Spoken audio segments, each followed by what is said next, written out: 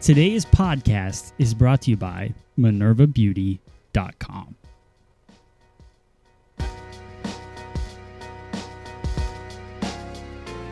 Welcome to the Matt Beck Podcast. Woke up this way. He's got a lot of cool stuff he's going to show you today. The latest news, industry topics, and business tips. For all hairstylists and salon owners, I love it's that time to flip Carly's the script. Grab head your is precision bobbed. scissors, barber combs, and swivel twist razors. Let's cut a bob, a quick shag, pixie cut with a little bit of flavor. Check out the live classes, product reviews, let's rock on. Don't forget to check out freesaloneducation.com. I woke up this way. It's going to be a great day. Chop it, This song flip makes a it, lot more spray it, sense flip it. I woke in the up morning. this way. It's gonna be a great Last night, day. not so much. What's up, guys? Welcome to today's podcast. Today's going to be really fun. Andrew Carruthers is here again. What's up, y'all? And he's awake. He's more awake than yesterday. I got so much more energy for you today. We had such a great and long day yesterday. It was awesome. We shot so much video with Sam Villa and Andrew, and just like, you know, it was awesome. Really, really great. And then we went out, had a little dinner last night, and ended the day at like, I think 10 o'clock. Yeah. And Christina's like pretty much in mid conversation. Actually, she was like, "Oh, Hayden isn't sleeping yet. He keeps coughing." And then she looked over at me, and I was like, lights out. Just out. Yeah. She's like, "Oh, that's nice. You went to bed before he even did." But yeah, we had a really great day. It was awesome. So thank you guys for tuning in. Really excited to see all of you lining up on the chat. We're going to do some hair cutting today. Andrew's going to do some hair cutting. He's going to show you a tip or four. Mm-hmm. Yeah. And then also we have Carly. Hello. So everybody is here. We're ready to share some stuff with you guys. I want to get your questions going because I'm sure you guys have questions, you know, for Andrew or us. And I want to start with that and kind of just talk industry stuff a little bit. And then we'll get into the hair cutting after the podcast portion of the show. So I can see you guys on the chat. We see you from Facebook. Let us know where you're at. And also, if you have any questions. Matt, that's a scary look for you. Oh, probably from the beginning thing. That just gave me like a quick complex. I was like, what am I wearing today that's different than any other day of my life? All right. Hello to everyone. Tons of people logging on. Let's see. All right, cool. So topics that we're going to talk about is the first one. There's this like, I read this article the other day, and it was about going to bed with wet hair, which I thought was interesting because they were saying that like people are kind of put down going to bed with wet hair, but in reality, it's worse to just keep your hair in a ponytail than it is to actually go to bed with wet hair, you know, because there's not really tension happening when you go to bed with wet hair. And I know that Carly, I've heard Carly get a hard time quite often about going to bed with wet hair from her aunt, who is my fiance for life. So I did read this article, and Carly, that is debunked. That's not really, doesn't seem to be the issue. But what I do want to talk about is client kind of hair maintenance, and just really talking to your clients more about not putting their hair in tight ponytails, different hot tool things. So Andrew, I know that you're kind of in depth with even hot tool creation at this standpoint in your life. So why don't we talk about like how the best way to not damage your hair when using hot tools and things like that? Sure. Yeah. Yeah. And just actually one comment on the going to bed with wet hair thing. Yeah. We did actually have a discovery with that at my old salon. Okay. What was happening is I was experiencing this thing, and some of you might have experienced this before, where as I was coloring my guest's hair, I was getting these really off tones in one spot. Oh, wow. It was the center back. Okay. Right in her crown. And so, like, for a while, we just could not figure out, like, what is going on here. And then just one day I was like, do you go to bed with your hair wet? And she's like, yes. I was like, oh my gosh, I think this is it. And then she told me she not only goes to bed with her hair wet, but she puts it in a little bun on the back of her head. Okay. And so I think what was happening is that I think she just had really maybe high mineral content in her water. And through that process of sleeping and keeping it wet and damp that entire time, I wonder if just those minerals had a longer kind of stretch of time to be able to absorb into the hair. Yeah. And so, I mean, we don't know for sure, but that was the only explanation we could really come to. Yeah. I mean, honestly, that makes sense to me. So yeah, that's a good point. So maybe not. Yeah. Sorry, Carly. Sorry, you can't. Travis Smith, what's up? He says, what's up? What up? What up, Travis Smith? You know Travis? I worked for Sassoon, lives in Chicago. I feel like I've met Travis. I don't know if the name sounds super familiar to me. Yeah, super amazing hair cutter. But I don't know. I'm not sure if he works for Sassoon anymore. Maybe he'll confirm that. But he definitely did work for Sassoon, and he lives in Chicago, and really, really good hairdresser. Cool.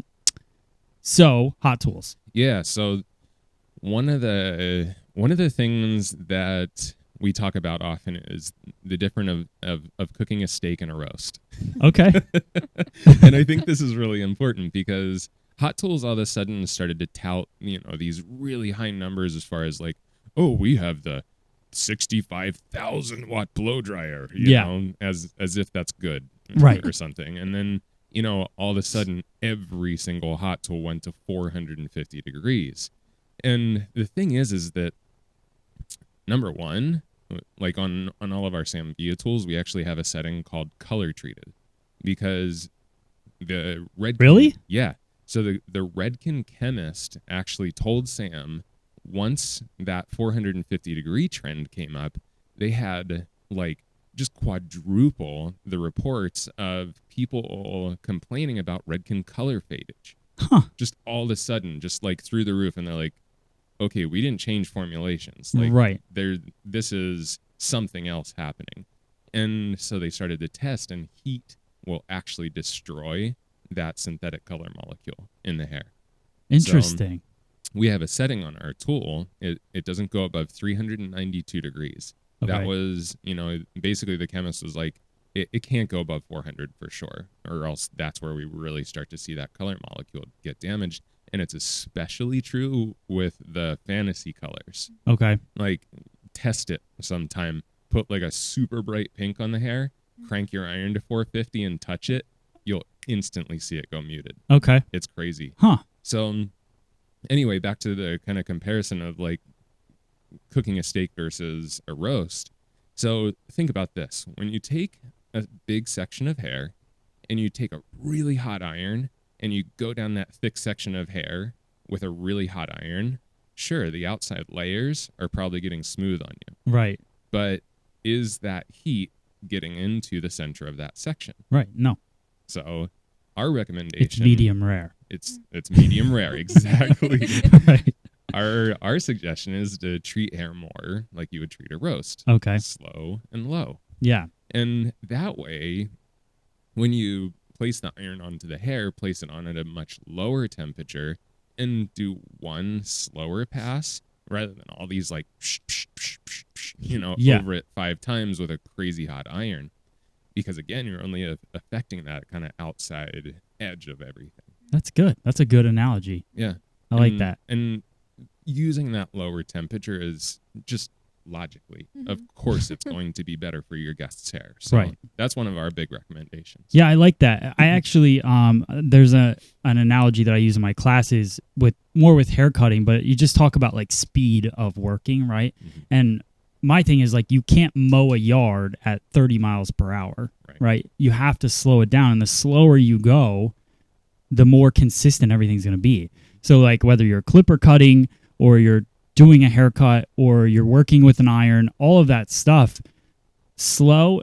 I like slow and low. That makes sense. Like just work with low temperature. I'm guilty of cranking that flat iron up. Mm-hmm. Like that's one thing that that Christina is like, I used to go at her hair and she'd be like, seriously, turn the iron down. You're going to hurt my hair.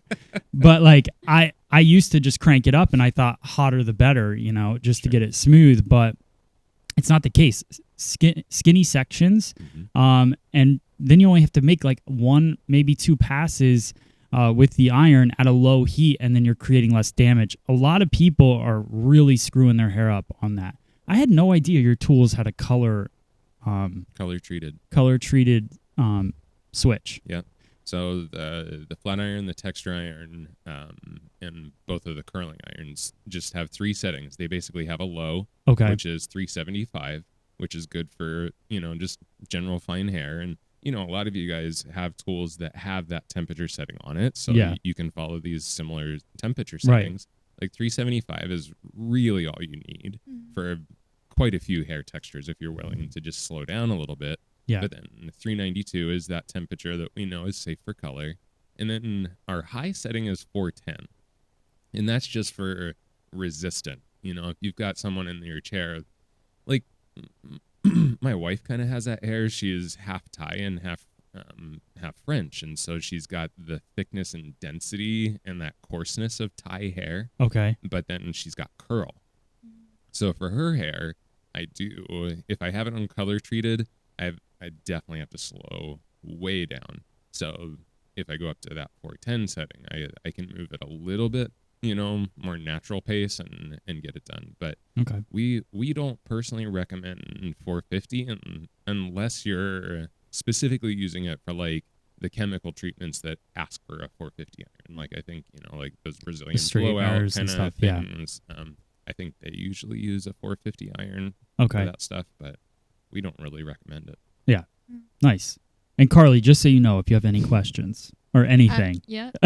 I know that this is just like Carly. I love Carly being here because, well, first off, she's like my co-host at this point, Yes. but she's also, new to the industry. So just these facts, these are fun facts. Yeah. So if you have any questions, or you want to, Yeah, don't let Yeah. me dominate the conversation. 'cause No, I no. love to talk. no, this No, is I like, love- I'm yeah.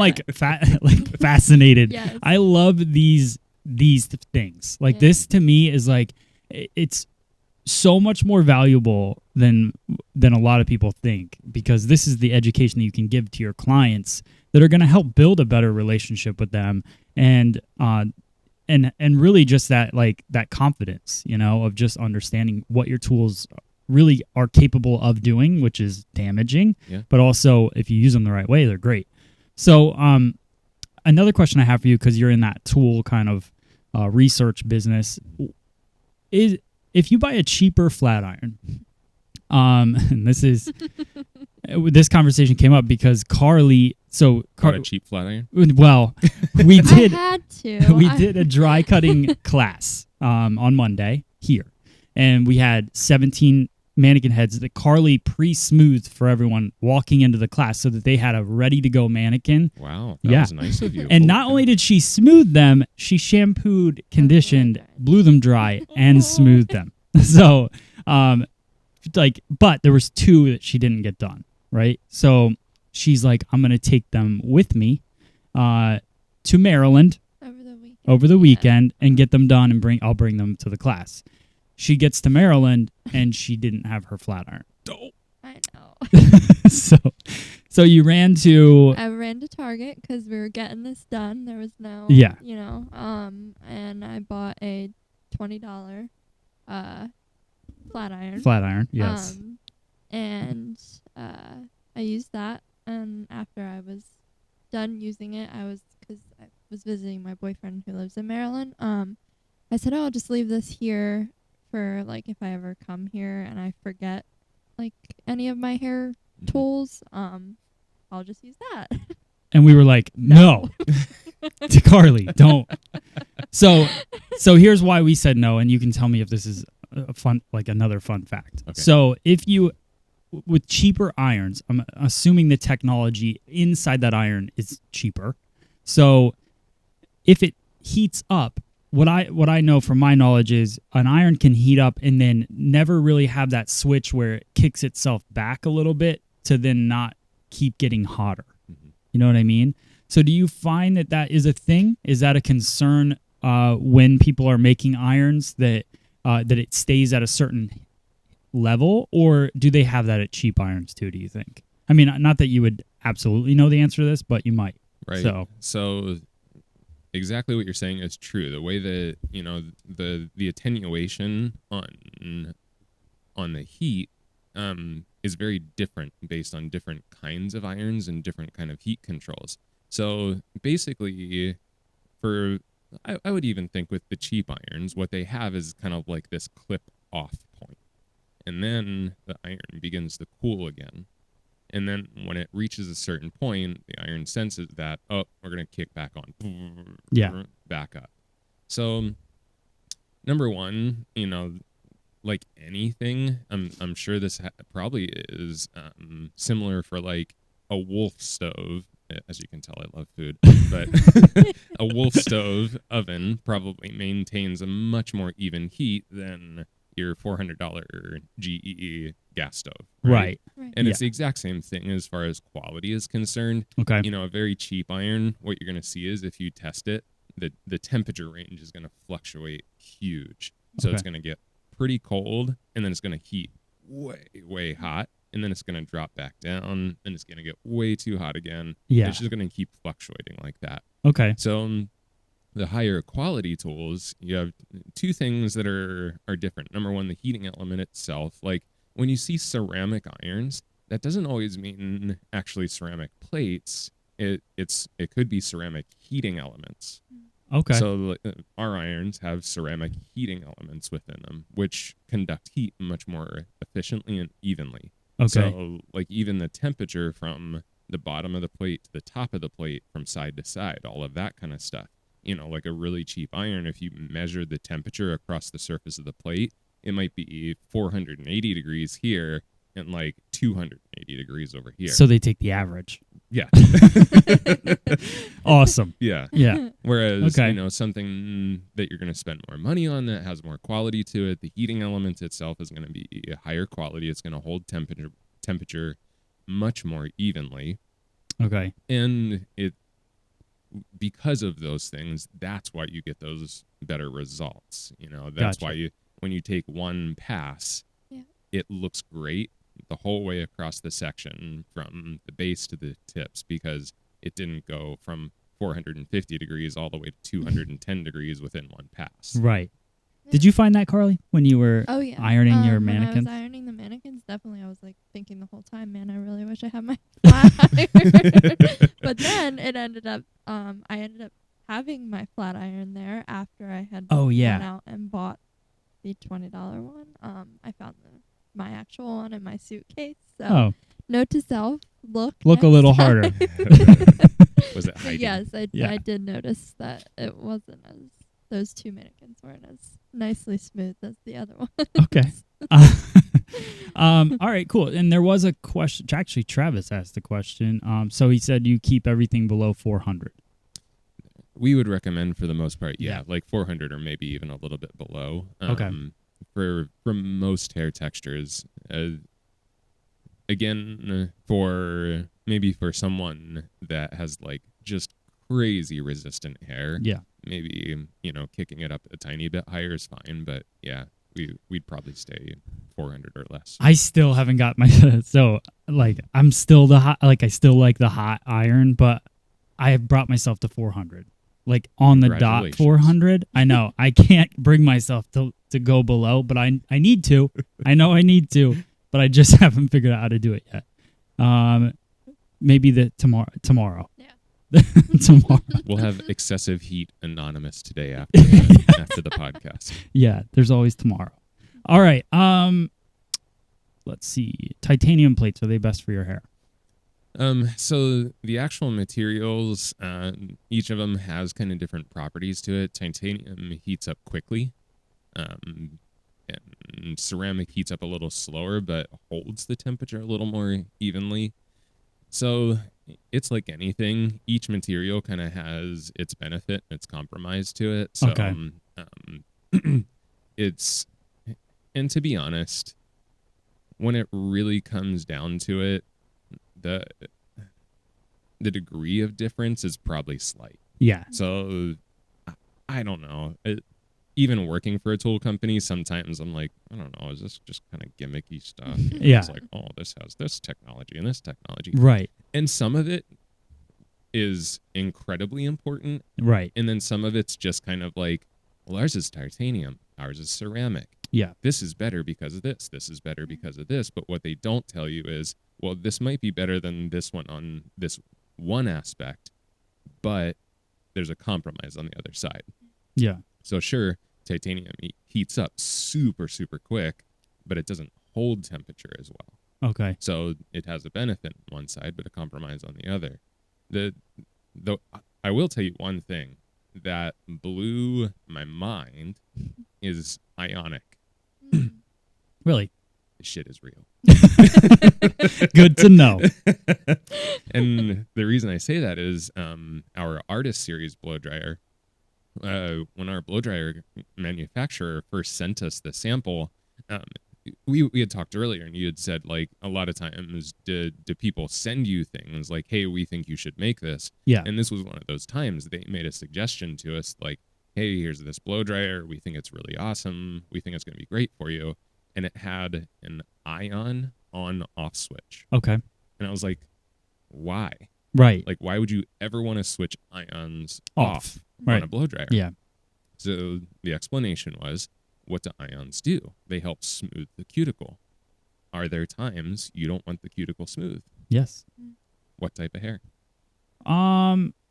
So if I had to guess off the top of my head, I would say fine or curly. Yeah.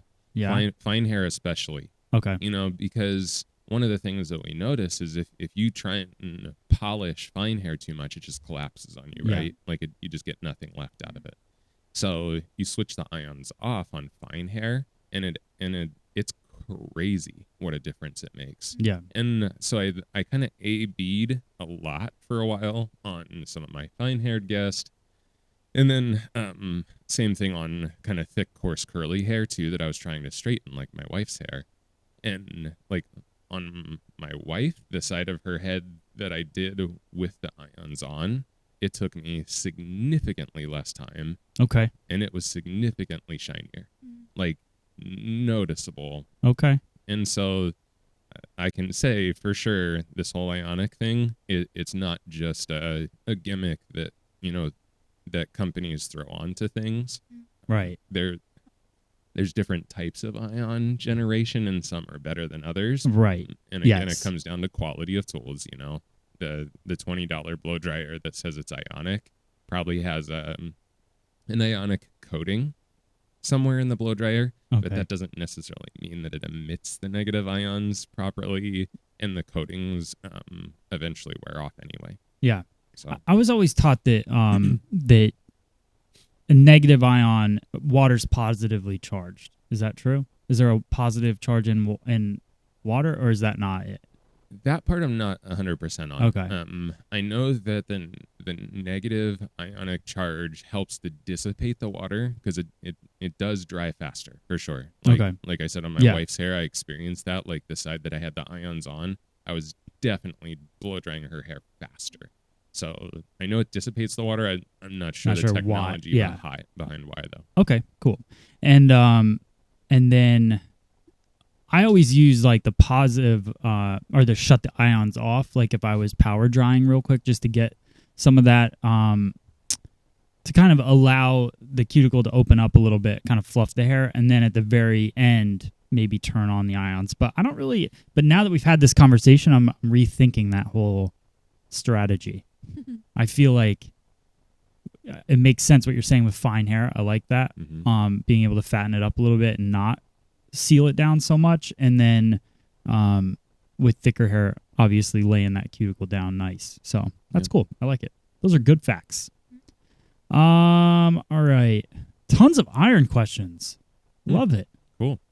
I feel like this is these are the kind of conversations I enjoy having more than talking about hair news. That's for sure. Yeah. 100%. Like, I don't care about J-Lo's cheetah print hair. I would much rather talk about irons. I'm so with you. Yes. All right, cool. So let's see. Any other questions in here? If you guys, cool info, Andrew. Hey, That's from Joanne on YouTube.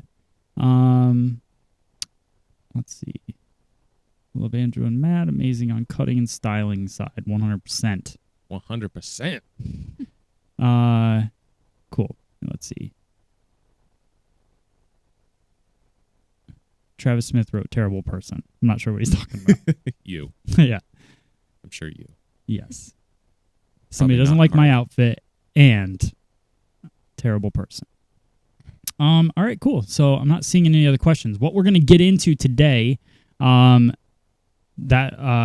Andrew's going to be cutting a fringe, right? Is that what or tips on a fringe? Is that kind of the thought? My thought is that we've been talking a lot about cutting fringe at elevation, and I think that this is something that not a lot of people address fringe in the same way they address the rest of their haircut. So I'd like to talk about what elevation is and how it affects the fringe and how you use it to your advantage in the fringe. So it's not necessarily going to be exactly, I mean, we'll have an end result, but that's not what we're going to really be discussing. Our team has just really been focused on putting texture into the hair through the actual cutting process rather than just always going in and cutting a blunt line and then come back and doing so much texturizing and detailing. You saw it yesterday as Sam cut that fringe and you were like, whoa. Yeah, we were talking about it all night. Like that was, so I just have to say, like, if any of you guys out there have the opportunity, and even if it's with the people on your team, to like, we went out after the shoot yesterday. Like we didn't really talk a lot yesterday because there was so much shooting going on. So we went out, had dinner, but over dinner we were just talking like hair the whole time, and it was like our thought process on hair cutting and just, I mean, most things in general, I feel are pretty aligned with the way that we think about things, and it's just unbelievable. Like the 2 hours that we were hanging out like flew by.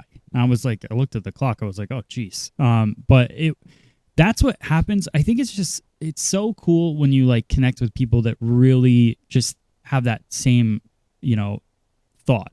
And Sarah's asking a question on YouTube, and she's saying, what are the difference between square and round layers?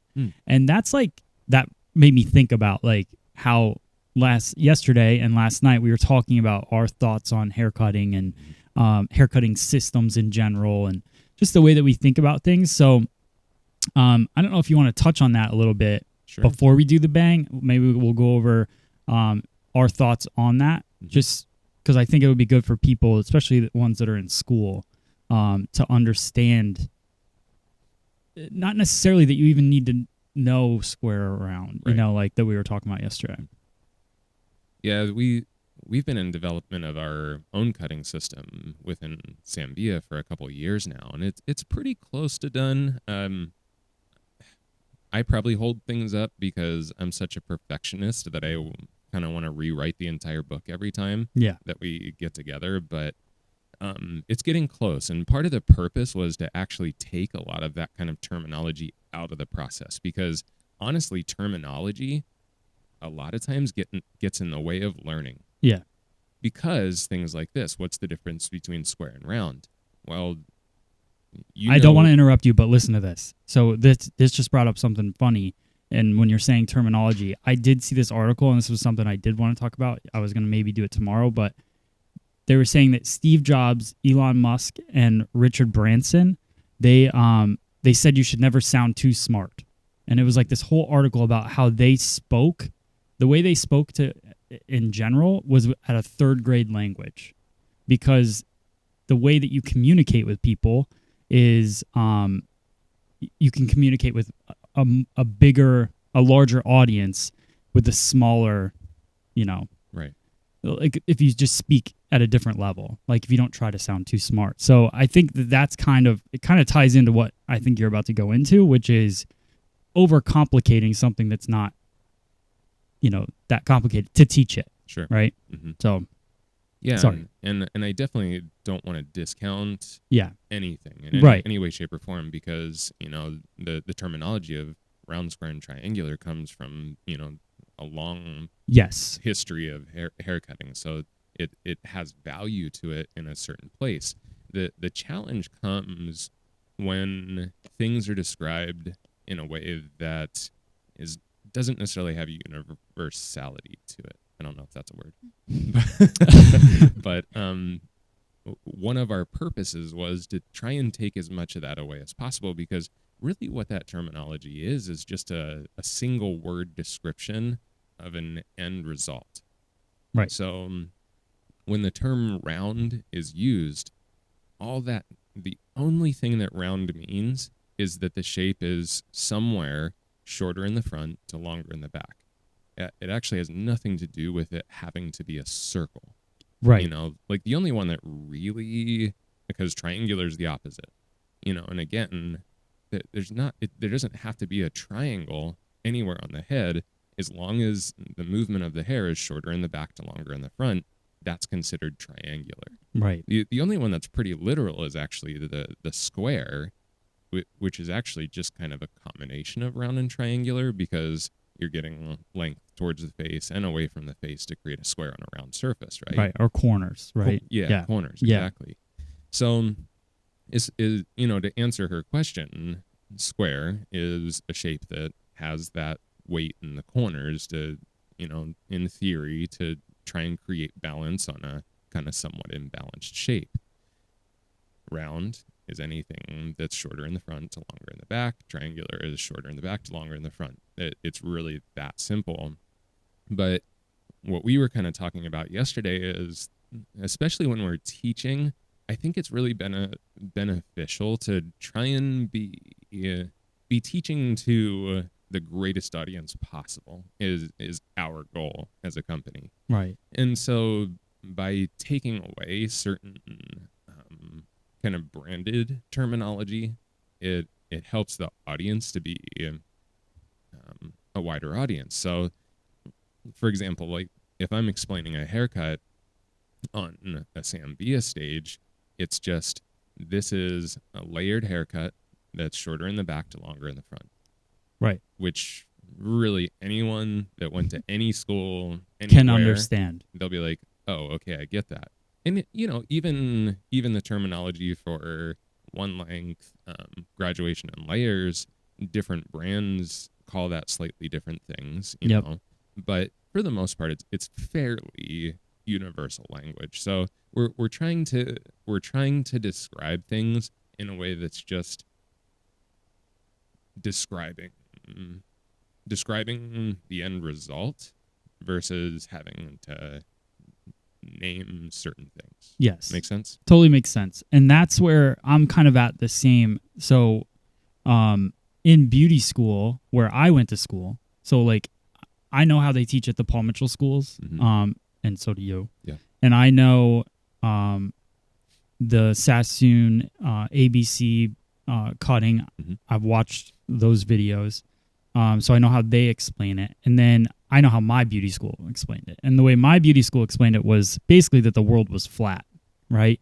And that basically what Sarah said is square layers, round layers. Like she's from the world of the world is flat as well, so like the square is being built up and not out, right?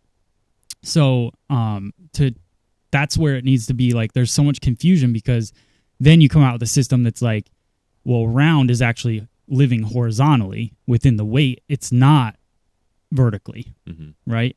But in some schools they're taught. So now when you say I'm doing a round haircut, people think in the vertical, and then the other half think in the horizontal. So depending on what school you went to. Yeah. Totally. So that's where I think if you're saying, like the way that I was saying yesterday, I like to describe it as opening up the face, or basically short to long, right? So you're pushing the weight off, or you're closing off the face where you're pushing the weight forward. So it's that same kind of just trying to simplify to just not confuse, and that's like the hardest part about teaching is when you walk into a room, then you're trying to sell your cutting system, and trying to reprogram people's brains. And I think there's just a different way to do it where you don't have to reprogram their brains. You can play off of what they already know, but just change that, simplify the terminology. Yeah, basically. And you're so on point too, because you're right.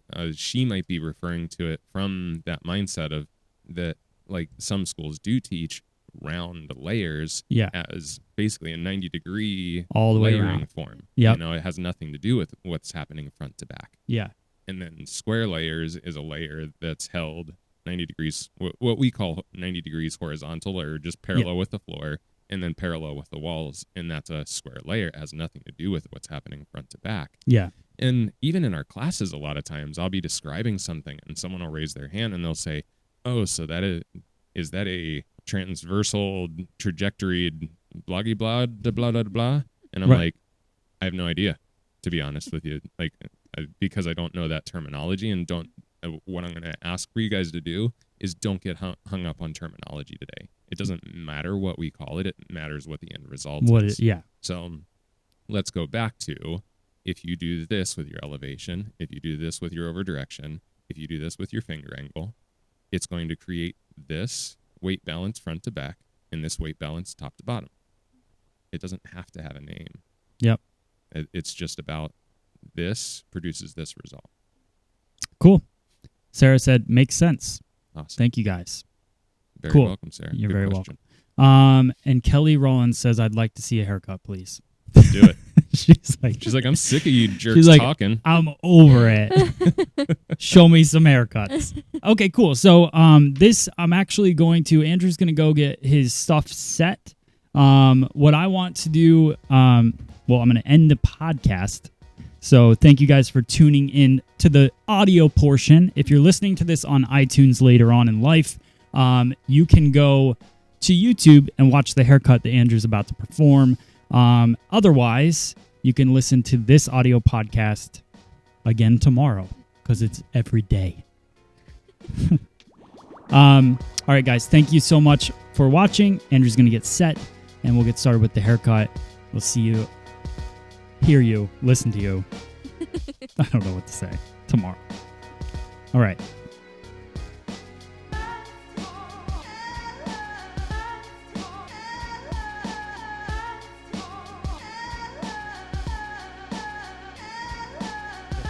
Hello, check.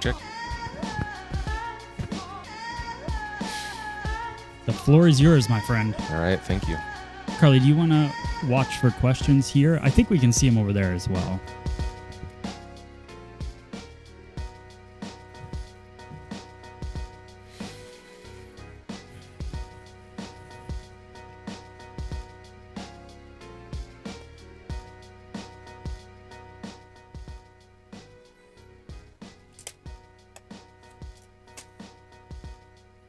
What do I do with my comb?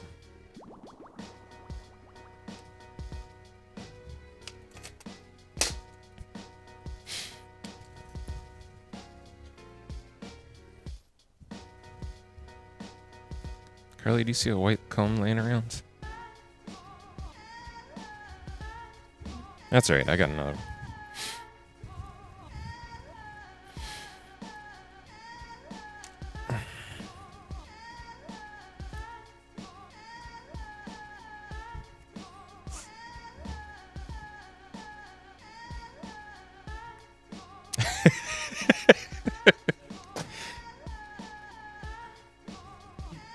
I love it. I love that there's a casualness. All right. Put you on there.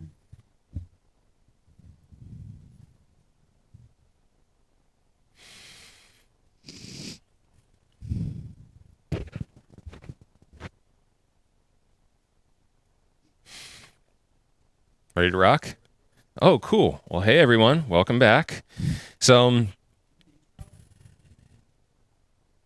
okay. Sounds good. All right. Hey, everybody. I'm Andrew Carruthers, Education Director for Sam Villa. We're going to talk about Fringe, specifically about what happens with elevation in this area of the head that we like to call the fringe or the bangs. So now, let's do it. So, everyone kind of thinks about elevation and over direction within all the haircuts that they do. For some reason, when we get to here, all of that tends to go out the window, and we just try and do a technique for fringe. 90% of the time, that means that we're usually cutting down here at low elevation or no elevation. So what we end up having is always kind of a very solid, heavy initial result that we then go back in and we try to texturize or layer through to soften it out. So for the sake of efficiency, let's think about how elevation affects this area. So first things first, let's grab a pair of shears because we need to cut hair. We're going to use this one. This is the 6 3/4 inch streamline shear from Sam Villa. And, you know, when you're cutting fringe, you know, just on a kind of a side note, one of the really important things is to look for natural growth. So the first thing that we did here is to actually cut the hair or blow dry the hair into its natural fall. And we do that by wrap drying the hair. If she's got really strong growth patterns, you can use a comb to do that. And you use your comb to kind of press down into the head while it's wet as you're blow drying back and forth. And that really helps to press out any kind of growth patterns that might be in the hair that are going to get in the way of the fringe. If they don't have those growth patterns, you could use a paddle brush. Really any brush that you find that you feel comfortable using on the scalp. So first things first, make sure you get the hair into natural fall. The next question usually is, well, how far back do I take the fringe? That's a really tough question to answer because there's multiple layers to the answer to it because number one, it has to do with density, of course. Because if she's got like a ponytail this big around, and you take your fringe from all the way back at the high point of the head, she's going to have, you know, a shelf this thick that you're going to spend a lot of time trying to work through. So, of course, density plays into it, but then also proportion is really important. When we look at the face shape, there's also kind of a rule of thirds. It's from the hairline to the bridge of the nose, tip of the lip to the chin here. And those thirds, the goal is to have them be balanced. So a lot of people say like, well, it's good to put a fringe on someone with a very long forehead, which we'd probably tend to agree. Here's the issue. If you take your fringe super far back on someone that also has a very long forehead, this dimension becomes really extended. So trying to keep the fringe section slightly farther forward on someone that has a longer forehead is actually going to help with your balance too. So take that into consideration as well. The width of the fringe definitely is about face shape as well. You know, and this is pretty common sense stuff, right? If they have a very wide face, we don't want to take that fringe super wide on them because that's just going to make it feel wider. If they have a very narrow face, of course, we don't want to create this little curtain fringe that's super closed in because that's going to make them feel more tall and narrow. So just kind of use your common sense when you start to think about the design factor. Once you have that set in, then we have to think about how do we get to our end result the most efficiently. Efficiency is all about getting there with less cuts, really. So the more times your shears hit the same piece of hair, the less efficient you're being. If I want a very heavy fringe, cutting our fringe at low elevation is a great idea. And think back to just kind of beauty school principles. If I come here and I cut fringe very hard and solid, just a big, heavy, blunt line, where's all the weight live? Oh, that's nice and crooked. Don't judge me. That's not what we're focusing on, guys. So it's blunt and heavy, right? Because all of this hair is piling up right down here. Now, don't just think of it from the front view because our guests are seen from multiple angles. Also look at it from the profile because from the profile, the shape that you're going to have is going to be very shelfy here. So it's going to be more flat, flat, flat, and then you're going to build density towards here. So it's all about where you want the weight to sit. So think about that profile. So what if I don't want it to be heavy? Then we would use the element of elevation. If I take the hair, and I'm going to stand in kind of a weird position just so that you guys can see this. But if I take the hair and I elevate to what we refer to this as 90 degrees horizontal. And really what we're saying is just horizontal, parallel with the floor. Again, don't get too worried about specific terminology. Just think about the technique. So the elevation is parallel with the floor or horizontal. Now, if we elevate that to that elevation, if we look at the head shape itself, here it's closer to my fingers, and at the top of the head it's farther away from my fingers. So where's the shortest point going to be? At the bottom, right? So for some of you, you might think, oh, well, I'm elevating it up, and at this height of elevation, this should be layered hair. It's actually not. It's graduated hair because it's going from short at the bottom to longer at the top. So if you want to take weight away from the perimeter, but start to build weight up and away from that perimeter, then that elevation, you can see the difference in that center compared to the sides. See how now that bottom edge is very lean, but it's very quickly leaving weight here. Now, let me do that across, and we'll go to the across the entire fringe area, and then we'll look at her from a profile view, and you'll be able to see that the profile view has changed quite significantly too. So again, we're just working at 90 horizontal. And we're just cutting blunt mainly so that you'll see the most true end result. Most of the time, I would say cutting fringe, or at least softly point cutting, just because it's pretty rare that you want the edge to be so precise. Precise is great for visual effect. It's hard sometimes for our guests to wear if they're not excellent at blow drying their hair. So usually we're softening that line up a little bit. So you can see much leaner towards the perimeter there. Where's that piece coming from? Oh, I missed it.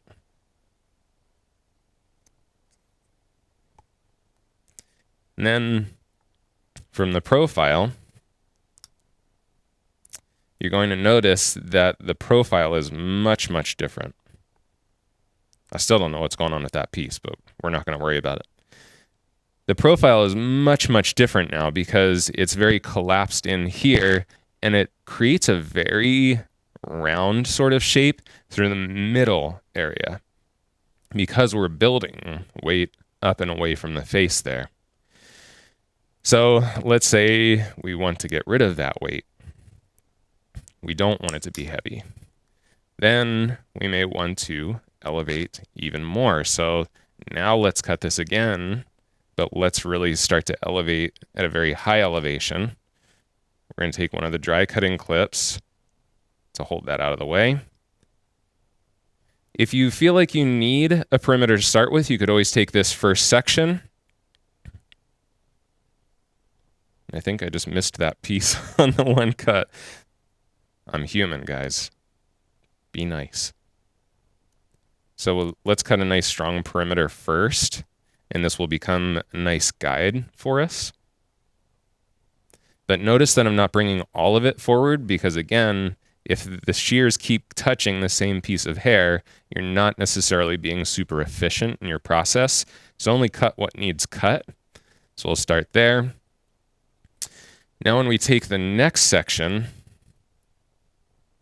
because we want to keep this at a higher elevation, it's going to be easier to work in sections. If I take the whole thing and compress it, it's not going to have even elevation.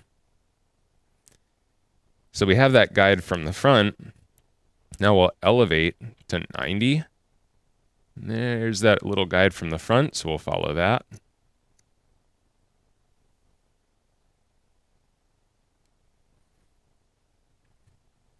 Do we have questions yet?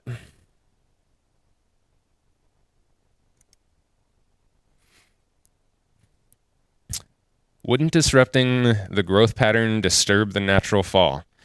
That's a fantastic question. So, yes and no. It all depends on the talents of your guest. If you can teach them how to blow dry it so that the natural fall is what they're blow drying it into, fantastic, because that can give them options that they might not otherwise have. If they can't blow dry that fringe in a way that they can't defeat those natural growth patterns, they're pretty stuck. But that would be part of the consultation and definitely part of when you first sit the guest in the chair. We want to take a look and see how good their blow drying skills are. Because if she isn't going to take the time to blow dry her fringe, and she does have a gnarly cowlick that tends to make it split right here, if I come in and I do a great blow dry on it, cut some kind of blunt, heavy fringe like this, but then when she gets home and she can't blow dry it the same way, she's not going to be very happy with me. So you're right, that wouldn't be true natural fall. To us, natural fall is how they're going to wear it, not necessarily perfectly accurate to all of the growth patterns. Because if they blow dry those growth patterns out, then that's natural falling position to us. Does that make sense? And again, I know I'm probably breaking someone's religion out there, and I apologize for that, but it's terminology, really. So maybe it would be better for us to say its final falling position instead of its natural falling position, because a lot of it has to do with the blow dry. And I'm probably getting a little off course here, but I think this is a good subject to talk about. Even when we're talking about cutting bobs, a lot of times we suggest if she has a really strong growth pattern here in the crown area that splits there, and she doesn't have the ability to blow dry that out, then absolutely, we want to cut that bob with that split in the hair so that it looks correct based on how she will finally wear it. However, if your guest is, that kind of Molly whatever, and she's still doing the thing where they take everything from the high point and scoop it back like this for that little bump it in the crown, you want to cut your bob like that. Because if you base it off of the true natural growth pattern, but she always blow dries it like this, it's not accurate. It's not going to fall correctly. So we have to think about it not necessarily just as natural fall, but how are they actually going to wear their hair? That's our opinion, and that's definitely, like I said, it's our opinion. And you'll probably get other answers on that. So, all right, last section in the fringe. And again, we're just kind of using this horizontal fringe as the example so that we can discuss how this elevation process happens. So I'll give you a profile view so you can see the elevation. You'll see we're 90 degrees from her scalp. So we're using kind of that true state board definition of 90 degrees. There's the guide from below. And typically I probably would blunt cut this if it was on point cut it, scan it, notch it, just to get a little bit softer. But now you're really starting to see a shift in that density. We're getting a very, very soft on the ends. But now look at the profile view. You'll actually see that it's starting to flatten out on the forehead from the profile view. And that's because before, Matt, will you do me a favor? Will you grab a black comb? It's the shear. Yep, that case right there. Let me get a black comb for you guys so that you can see this well. Thank you. So at low elevation, the weight kind of distributes like this. So it comes down more to a shelf. So we have that thickness at the perimeter. When we went to higher elevation, that 90 degrees horizontal, the weight went like that. So it actually built almost a very round shape from the profile. Now, because it's layered and it's fairly collapsed on the weight, there's not a buildup of weight here. Now it's getting a very lean profile, almost more of a vertical profile. So you can see between those three changes, it's not just what happens here, it's also what happens here. That's really important. So take that into consideration. Plus, now, texture is a big trend currently. Everything's got like texture and movement to it in the hair. So cutting something super heavy and blunt and then spending all this time coming through and deep point cutting, and then picking up our blending shear and coming in and trying to take weight out. That's a lot of extra steps. Again, efficiency tells us the more times we touch that same piece of hair, the less we're being efficient. So by layering the hair first, we've already taken weight away and created, look at how much texture and movement is already on the surface of that haircut without actually doing any kind of texturizing.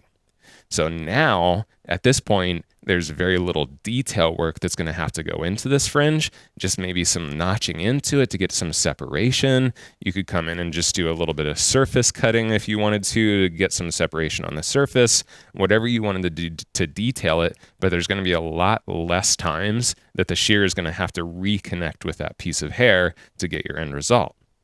So think about this the next time you cut your fringe.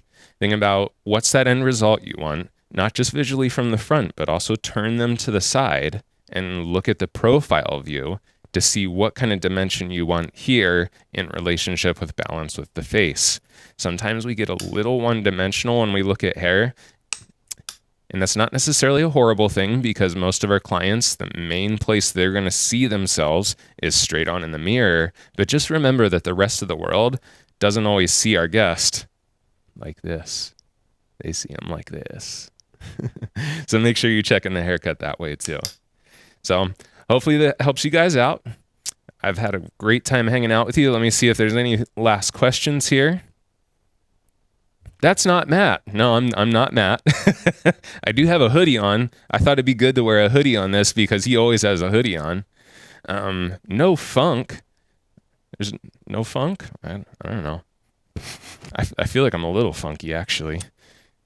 What would you do if they already have bangs, but they feel like it's too heavy, not at the ends, but at the root? Ooh, I like this one. Do I have time to address this one too? Okay, cool. I'm just going to stand here and... Oh, yeah, I got to get to Philly at 4:30, but... Oh, Lauren. Hey, baby. I'll talk about scissors, and actually I'll talk about scissors right now. So I work for a company called Samvia, if you haven't heard of us, and we do produce shears, really focused on ergonomics. We feel very high value shears for the price points, so you can definitely check us out. This is a really, you don't mind if I talk about the shears, do you? Okay, cool. I didn't think so. Matt's so easy. Don't you guys love Matt Beck? Let's all give him some love. So this shear's super unique, and don't worry, I'm not going to cut myself. This actually isn't a blade. It's a polished surface. So the only thing that does the cutting is the teeth on this particular blending shear. So what happens is as you're closing the shear, the teeth are cutting as the hair's slipping forward on that polished blade. So traditionally, if your blending shear, holds the hair really well and cuts really blunt, you have kind of these little divot marks, these little lines from the teeth that can happen. So we call this the invisible end shear because as the hair is sliding forward, because it's being cut just with the teeth, it creates these little scalloped edges, short to long, short to long. So what's really cool about this is you can be really aggressive and you're not going to see a line in the hair because it cuts that short to long, short to long. So this is the shear for this kind of work. And this is to answer your specific question of if they feel like it's heavy, but not at the ends, more at the base, because weight, that heaviness, typically doesn't actually live at the ends. It lives deep within the hair. It lives in that base and mid shaft of the hair. That's where density is. So this is what we would suggest. Come back in very organized sections. Very organized sections. You heard it. Place the blending shear at a diagonal. Now, if your blending shear is pretty aggressive, this wouldn't be the recommendation, honestly. This one is very soft, and it's not going to take a ton of hair away, so you can see I'm pretty close to the scalp, and I'm going to come through, close, and slide through. I'm not going to come back to that section again. This is why it's so important to become organized. Individual little tiny pieces of hair do not cause sprouting. And here's the proof. You are constantly regrowing hair. Your hair is falling out and regrowing all the time. So there's already tiny little bits of hair at your scalp all over the place. What creates that sprouty feeling is if you come in and you do that, if I did it one more time and maybe put a bundle of like 30 hairs right next to them that are that short, that's what's going to create that sproutiness. So a shear like this, and there's other companies that make blending shears like this, a shear like this will take itty bitty little tiny hairs away so that you don't risk getting that sproutiness. Now, here's what I know a lot of you are asking is, well, I don't have that shear, so how do I do this? If you take the blade of your shear and you actually do a very, very fine weave through the surface, then close, that will turn your blending shear that maybe is a little bit more aggressive into something that's closer to this, very, very soft. So again, you just take the blade and you're going to very softly weave, almost like you were doing, what's the word for it now for really super fine highlights? Baby lights. Almost like you were doing a baby light, and then close your blending shear. So what that is doing is it's actually taking bulk away from the interior of the hair. So this is why it's so important to work in sections, because if you want, even go ahead and take a clip and place it on that section so that you know you're not going to touch it again. Then work across the top of the head and let that next section down. I don't want to dig into that previously cut section, so I'm just going to come to the surface. Because we're getting up onto the upper surface, if you don't, again, have a shear like this, you may want to come a little farther into the mid-strand now, where the bend, the natural bend of the hair is showing. But because this is very soft and I'm still going to have hair over top of it, I'm still going to go in pretty close to the scalp. Again, take another horizontal section. If you want to keep it really guaranteed that you're not going to cut that previously cut section, go ahead and clip it off. If you're afraid of doing this, go ahead and do your little baby light microweave with the still blade of your shear or the solid blade of your shear. And then the last section really shouldn't need much, because this section just should be a soft piece that this now can become the veil too. So just in case you did maybe get a little too aggressive on some point, one little point within that hair or that process, you still have this final veil that can lay over that will mask that if you got a little too aggressive. If you lay this down and it still feels heavy, we would just recommend that you start a little farther down the strand and then come through, be very gentle.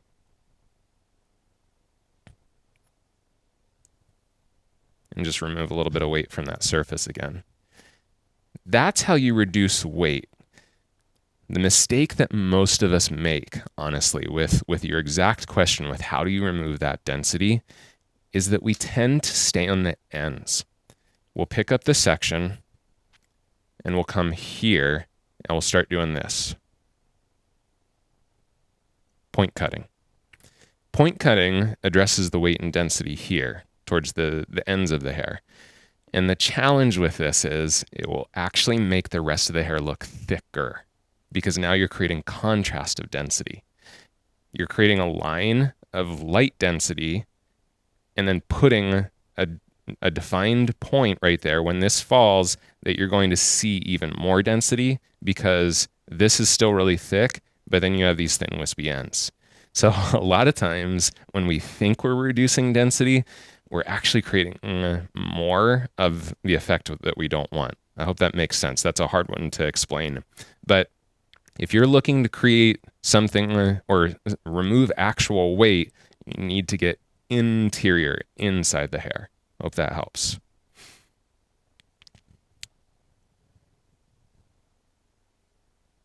Lynn did ask, why aren't you blending elevated too? You absolutely could, but because you're taking such minimal pieces of hair away, it's just unnecessary. So you could take your sections, elevate them, and come in down here. It's just not necessary, honestly.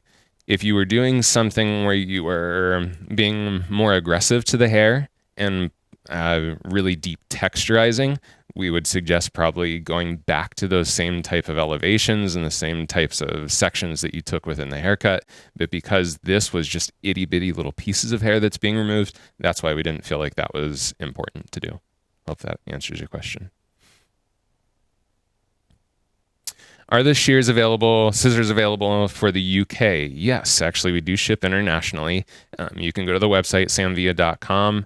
If you have any questions, you can also just send a message to our customer service, which that information is also on the website. When you go to samvia.com, you're a professional, so click on the professional tab, and you'll see that there's a customer service tab on there. You can click that, send us a message, and they'll get back to you pretty quick on details of how you can get it across the ocean. Awesome. All right, guys. Well, I think that's about it for me. I'm going to shut up and let Matt have his studio back. And I kind of don't want to leave. This place is super cool. You should see it in here. It's a beautiful studio. We definitely, from Sam and I both, we want to send a huge shout out to Free Salon Education and to Matt for having us here. We've had a spectacular time here. Like I said, I don't really want to go home. I just want to hang out in the studio and cut hair with Matt. But I mean, you can stay. Oh, I can? Yeah. Okay. Yeah, you're invited. You're welcome back here anytime. All right. My wife might miss me, but she would. I'm sure. It was great playing with you guys, though. I'll see you soon. All right. So we're gonna come over. You can come back over, Andrew. We'll do a little recap. I never want to get off this thing either, so that's pretty much how it works. So I do have Instagram here.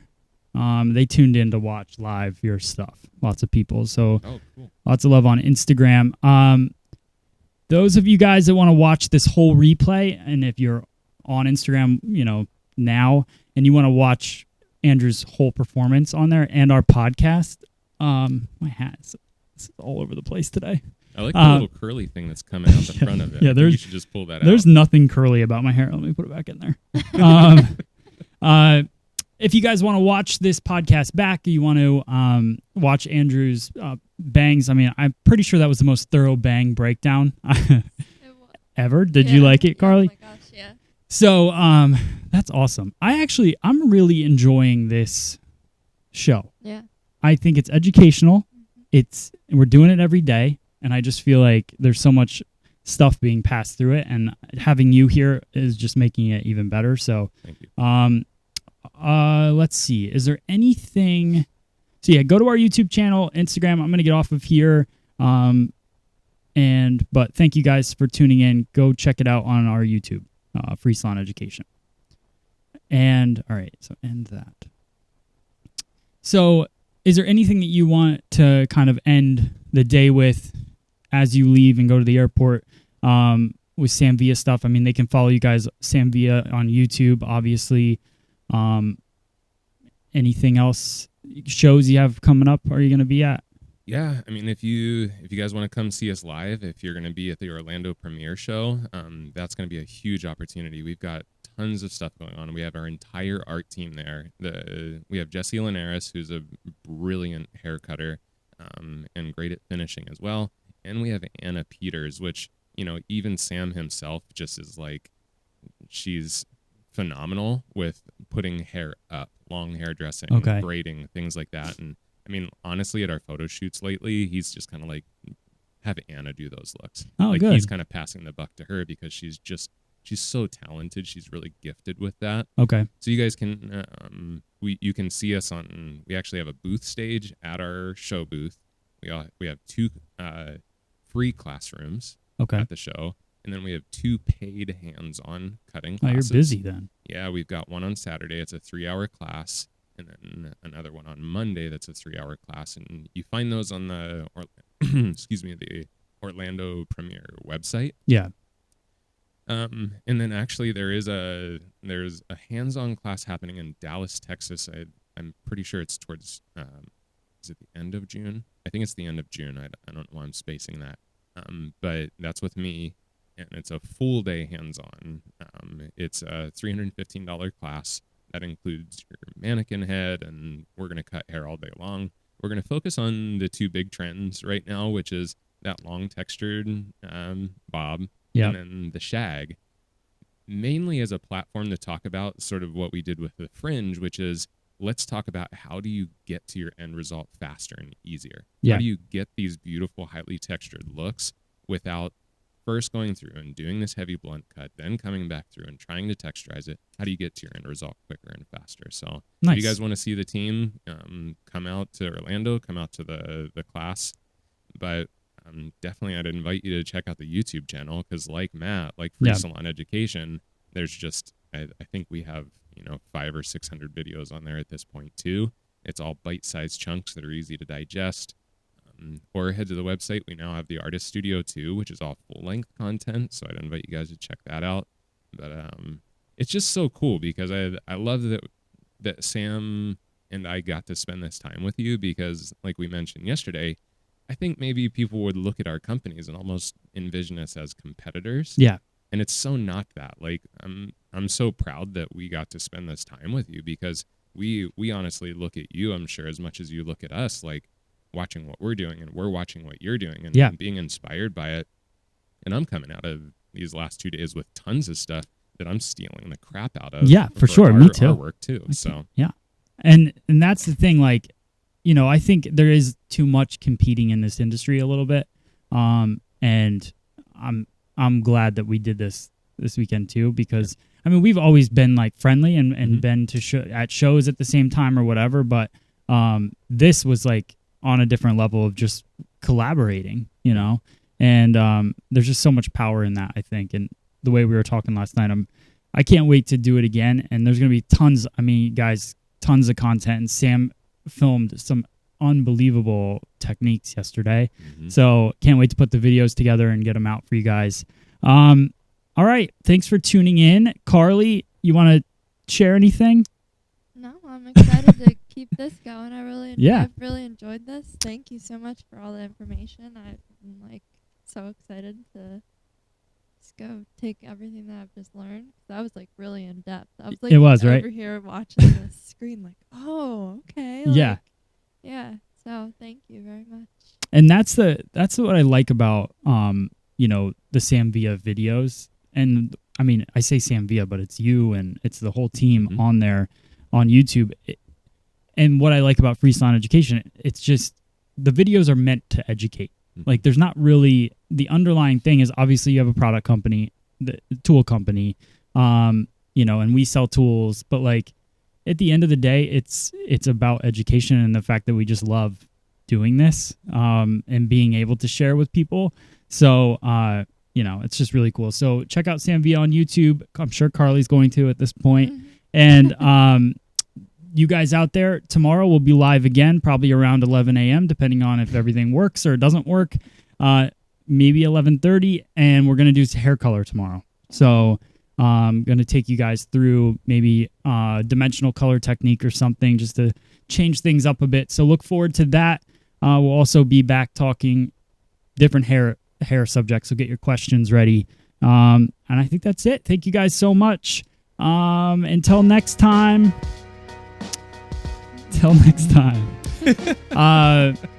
Thanks for watching. Bye.